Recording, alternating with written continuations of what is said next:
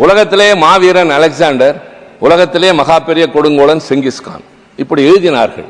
ஆனால் என்ன, அலெக்சாண்டர் மட்டும் என்ன பூங்கொத்து கொடுத்தா அடுத்த நாடுகளை கைப்பற்றினார்? அவரும் தலைகளை கொய்தார், அவரும் போர் தொடுத்தார், பல பேரை கொன்றார். செங்கிஸ்கானும் அதையே செய்தான். ஆனால் எழுதியவர்கள் அவர்களுக்கு ஆதரவாக எழுத ஆரம்பித்த போது அலெக்சாண்டரை மாவீரன் என்றும் இவனை கொடுங்கோலன் என்றும் சித்தரித்தார். என்னுடைய கவலை, மற்றவர்களுடைய பங்களிப்பை நாங்கள் கொஞ்சம் கூட நாங்கள் மறக்கவில்லை.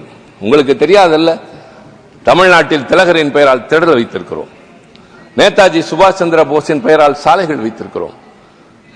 கஸ்தூரிபாய் காந்தி மருத்துவமனை என்று காந்தியினுடைய மனைவியின் பெயரால் மருத்துவமனை வைத்திருக்கிறோம்.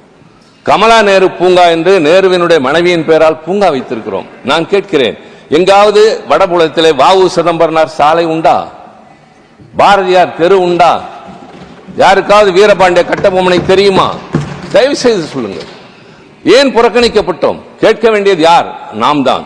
நாங்கள் ஒரு மாநில கட்சி தான், திராவிட முன்னேற்ற கழகம்.